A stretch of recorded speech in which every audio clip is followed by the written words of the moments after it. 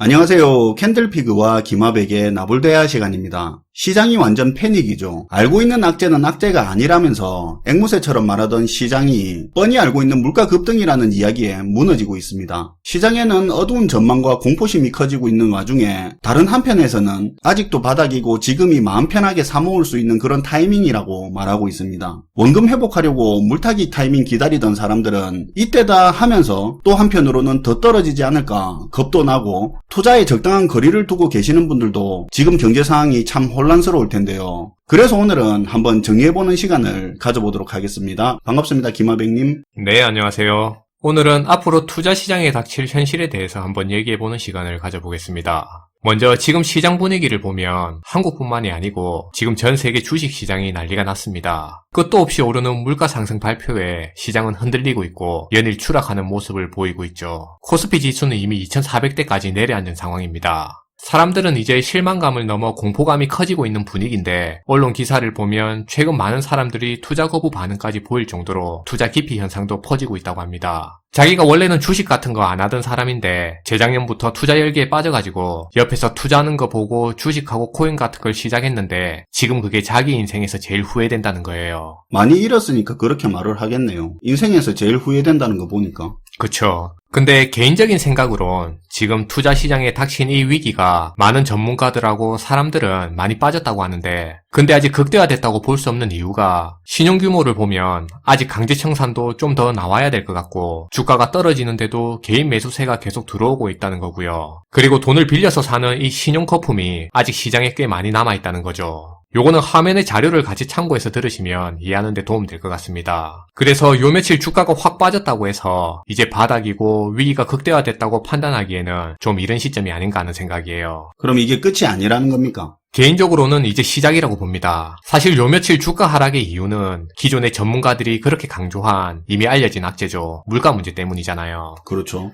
어쨌든 물가 상승 때문에 이번에 주가 하락 폭탄을 맞았는데 근데 사실 식료품을 포함해서 진짜 물가 문제는 이제 하반기부터 터질 가능성이 굉장히 높고요. 그리고 기업들의 영업마진 하락에 따른 실적 악화 문제와 그에 따른 주가 컨센서스 하락, 금리 인상에 따른 가계부채를 포함해서 각종 부채 문제 등등 해서 다 하반기에 몰려서 이제부터 가시화될 거라는 겁니다. 올해 메인 이벤트는 하반기에 다 몰려있네요. 네. 찾아보시면 작년 초에 주가 한참 오를 때 보면 전문가들이 주가 전망할 때 코스피 3600 간다, 4000 간다 하던 거 다 기억나잖아요. 그렇죠. 3000 간다 하다가 3300 간다 하다가 시간이 지날수록 점점 올려잡았잖아요. 네, 이제부터는 반대로 갈 겁니다. 하반기로 갈수록 전문가들이 주가 전망치를 계속 낮출 가능성이 굉장히 높죠. 파이낸셜 타임즈에 따르면 지금 미국 경제학자 10명 중에 7명이 내년 상반기에 경기 침체가 올 거라고 전망하고 있고요. 상당수의 전문가들이 현재 인정하고 받아들이고 있는 게 사실 작년까지만 하더라도 물가 잡을 타이밍이 분명히 있었는데 파월이 이걸 일시적이네 하고 방치하고 무시하다가 물가 잡을 타이밍은 이미 지났고 지금 보면 금리를 급격하게 올릴 수밖에 없는 그런 상황이 됐다고 보고요. 그럼 이게 신흥국의 자본 이탈을 부추겨서 경제 체력이 낮은 나라들부터 심각한 경기 침체 위기를 키웠다고 보는 겁니다. 그래서 지금 보면 이런 의견이 대세 의견으로 현재 자리 잡아가고 있는 겁니다. 사실 대부분이 관심은 많이 없는데 스리랑카 디폴트 터진 게 사실상 물가 문제의 신호탄이라고 보는 견해도 많죠. 네, 그런 의견도 지금 굉장히 많이 있어요. 많은 분들이 착각하고 계신 게 지금 우리한테 닥친 이 위기를 일시적일 거라고 보는 분들이 많이 계신 것 같습니다. 작년 초에 파월이 물가 상승을 일시적이라고 본 것처럼요. 지금 위기는 일시적인 위기는 아니고요. 굉장히 곤란한 위기고 힘든 위기가 될 거고 길고 오래갈 장기적인 위기가 될 가능성이 굉장히 높습니다. 지난 1년 반 전부터 저희가 계속해서 강조하고 또 강조하고 누차 강조했던 얘기가 있는데요. 일반 개인 투자자들한테는 오히려 주가가 지속적으로 오르는 상승장이 굉장히 위험할 수 있다고 얘기했습니다. 투자 규모 때문에요. 그쵸. 상승장에서 보면 개인 투자자들이 돈을 빌려서 투자하는 경우도 많고요. 적금 깨서 투자하고 보험 해지해서 투자하는 식으로 투자 규모를 늘리는 경우가 많다 보니까 쉽게 말해 있는 돈 없는 돈 다 끌어서 판돈을 키우는 경우가 굉장히 많습니다. 근데 문제는 하락장으로 돌아섰을 때도 이렇게 늘린 투자 규모를 그대로 계속 유지하는 게 대부분이잖아요.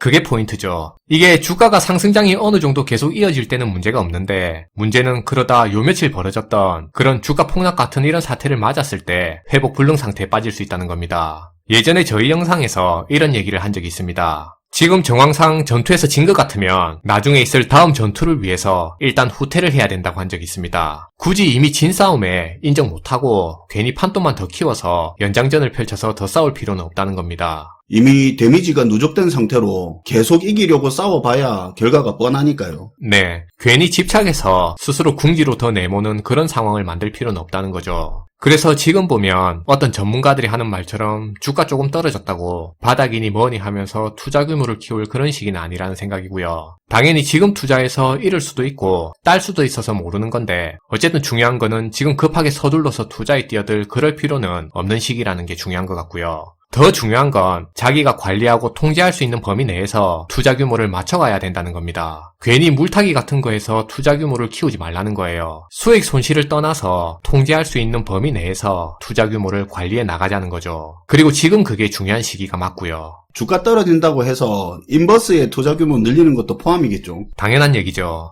마지막으로 지금 시장에서 미국의 금리 인상을 어떻게 전망하고 있는지 그 부분에 대해서 소개해 볼게요. 지금부터는 화면의 자료를 같이 참고하시면서 들어주시면 좋을 것 같습니다. 지금 미국의 기준금리를 보면 1%입니다. 정확하게는 0.75에서 1%인데 상당금리를 얘기해서 1%죠. 앞으로 미국의 금리 인상을 결정할 미연준 회의는 이번 주에 있는 6월 회의를 포함해서 7월과 9월, 11월과 12월 이렇게 총 5번이 남은 상황입니다. 시장에서 보는 금리 인상 분위기는 이번 달 초까지만 해도 한 번에 금리를 0.5%씩 올리는 빅스텝 금리 인상 2번에 나머지 3번의 회의에서는 그러니까 9월과 11월, 12월에 열리는 회의에서는 금리 인상을 0.25%씩 올릴 거라고 예상했었죠. 그래서 올 연말에 기준금리가 대략 한 3% 정도로 전망됐습니다. 근데 불과 한 1, 2주 사이에 시장 분위기가 완전히 돌변하게 됐어요. 화면의 자료를 보시면 쉽게 확인할 수 있는데요. 금리를 한 번에 0.75%를 올리는 자이언트 스텝이 등장한 겁니다. 아니, 등장한 게 아니고 지금 시장에서는 이번 6월 회의에서 자이언트 스텝 금리 인상 가능성을 99.4%로 굉장히 유력하게 보고 있죠. 이게 조금 헷갈릴 수도 있을 것 같은데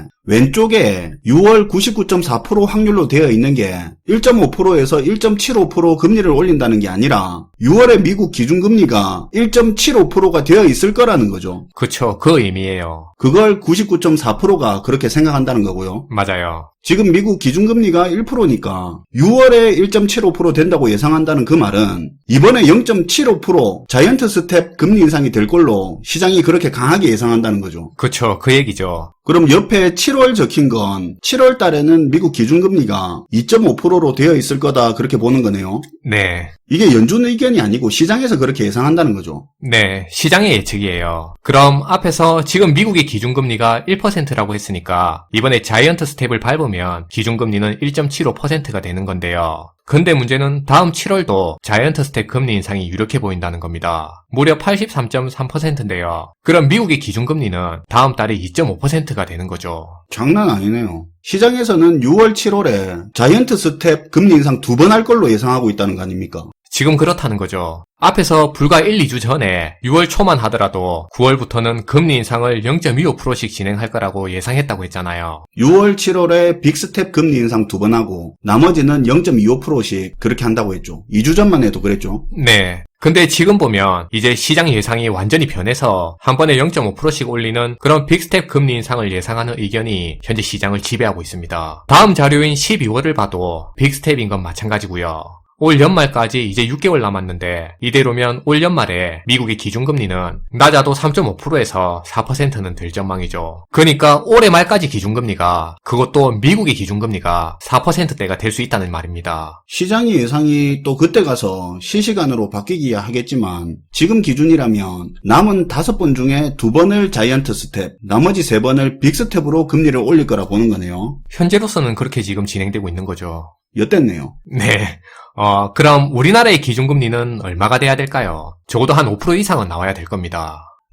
근데 그건 시장의 예상인데 제가 얼마 안 된 거라서 지금 정확하게 기억하고 있는데요. 지난번 5월 달에 연준에서 0.5% 금리 인상 발표했을 때 있잖아요. 네. 그때 연준 의장이 0.75% 자이언트 스텝 금리 인상은 고려 대상이 아니라고 했잖아요. 그 말 한 지 딱 한 달 됐는데. 맞아요. 지금 기억하고 계시네요. 왜 기억을 못합니까? 그때 빅스텝 금리 인상 발표하고 기자회견장에서 파월이 자이언트 스텝 암시하는 말을 할까봐 시장이 쫄고 있었는데 자이언트 스텝은 없을 거라는 그런 식으로 말을 하니까 주가가 팍 올랐잖아요. 생생하게 기억나는데 딱 한 달 됐습니다. 네, 기억 잘하고 계시네요. 이번 FOMC 회의 결과 보면 알 수 있겠죠. 자기가 한 말처럼 할 건지 아니면 0.75% 올릴 거라서 요 며칠 반성하면서 고해성사 같은 그런 소리를 했는지 두고 보면 알겠죠. 그리고 원래라면 이번 FOMC 회의가 끝나고 나가야 되는 내용인데 저희 영상이 나가는 날짜랑 타이밍이 안 맞다 보니까 지금 미리 얘기해야 될 것 같은데요. 이제부터는 미국의 금리 인상과 통화 긴축에 대한 해석을 두고 대거짓말의 시대가 될 가능성이 굉장히 높다는 생각입니다. 그게 무슨 말입니까?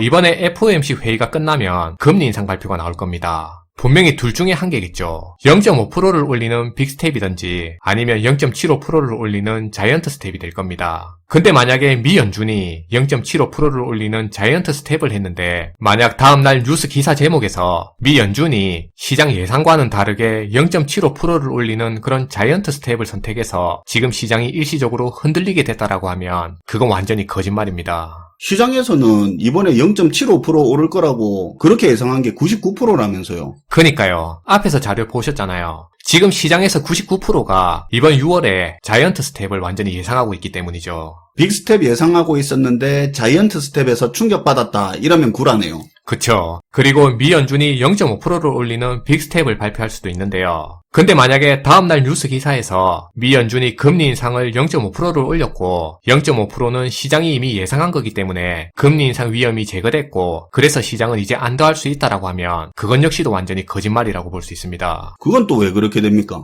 이것도 앞에서 자료 보셨잖아요. 시장에서는 6월도 0.75%를 올리는 자이언트 스텝이고 7월도 자이언트 스텝에서 6월과 7월에만 기준금리를 1.5% 올릴 거라고 예상하고 있습니다. 지금 실물 경제 상황을 봤을 때 그 정도 금리 인상이 될 거라고 판단하는 거죠. 근데 이번에 기준금리를 0.5%만 올렸다는 말은 다음 7월에는 자이언트 스텝을 넘어서 기준금리를 한 번에 1% 올리는 그런 상황이 올 수도 있다는 의미입니다. 아, 이번에 올릴 거 뒤로 미룬 게 되네요. 그쵸. 최근에 언론 보도를 보면 한 번에 금리를 1% 올리는 것도 감안해야 된다라는 그런 기사가 있는데 지금 이런 내용이 내재된 기사라고 이해하시면 될 것 같습니다. 이번에 0.5%만 올리면 다음 달 한 번에 1% 올려야 되는 그런 상황이 될 수 있다 이거네요. 네. 그래서 만약에 이번에 금리를 0.5%만 올리게 되면 이번에 맞을 매를 한 달 뒤로 미룬 것 뿐이고요. 다음 달 회의에서는 한 번에 1% 올리는 그런 금리 인상이 가능하기 때문에 남은 한 달 동안은 시장이 극심한 공포에 휘둘리면서 떨게 될 가능성이 굉장히 높습니다. 1% 올릴지 말지가 초미의 관심사로 엄청 두려운 상황이 되는 거죠. 이거 약간 그런 느낌이네요. 요즘에야 그런 거 없지만 우리 학교 다닐 때 남자 학교 같은 경우에는 단체로 선생님한테 두드려 맞는 일 많았잖아요. 네. 저희는 대나무 담소 같은 걸로 많이 맞았어요. 우리는 큐대 같은 걸로 맞았는데 네.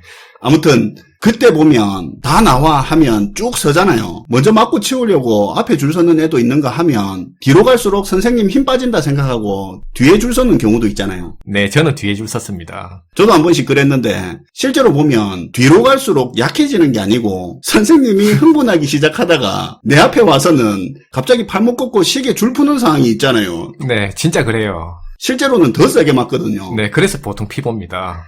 현재 전문가들 중에서도 늦었지만 타격이 좀 크더라도 초반에 금리 인상 강하게 해서 물가를 잡는 게 오히려 현실적이지 그게 두려워서 질질 끌면서 그렇게 금리 인상하다가는 뒤에 가서 감당 안 될 정도로 금리를 올려야 되는 그런 상황이 될 수도 있다는 이야기도 지금 나오고 있어요. 일단 곧 나올 금리 인상 결과랑 시장 반응 유심히 봐야 되겠네요. 네. 사실 오늘 내용만 들으셔도 방향은 이미 정해져 있기 때문에 감은 아마 잡으셨을 거라는 그런 생각이에요. 네, 오늘도 잘 들었습니다, 김하백님. 네, 감사합니다. 연준 의장이며 재무부 장관이며 그런 사람들이 얼마나 경제 전문가들입니까? 스펙은 말할 것도 없고요. 우리가 믿고 따르는 초엘리트 코스 밟은 그런 경제 엘리트들이 만들어 놓은 게 지금 경제 상황입니다. 이런 사람들뿐만 아니라 나름 전문가라고 하는 그런 사람들, 예전에 물가 상황 심각한데 무슨 소리 하고 다녔는지 한번 찾아보시길 바랍니다. 오래전도 말고 딱 1년 전에, 아니 6개월 전에 무슨 말 하고 있었는지 찾아보면 많은 생각이 들 겁니다. 지금부터는 상황이 나아진다, 일시적이다, 누가 이런 말 했다 저런 말 했다 다 필요 없고 실제로 주변에서 벌어지는 일들, 눈에 보이는 현상을 유심히 봐야 됩니다. 상가나 오피스텔 분양 물건 같은 거 왜 수수료가 대폭 올라서 분양업자들이 눈에 불을 켜고 광고하는 사람이 늘었는지, 투자니 뭐니 입에 달고 살던 전업주부가 갑자기 알바 자리 찾는 사람이 왜 늘었는지, 거리두기 해제되면 저녁에 식당 바글바글 할 줄 알았는데 초반에 반짝하더니 왜 생각만큼 안 느는지 눈에 직접 보이는 걸 믿고 스스로 가지고 있는 촉을 바짝 세워야 할 때인 것 같습니다. 시청해주셔서 감사하고요. 지금까지 나불대화 시간이었습니다.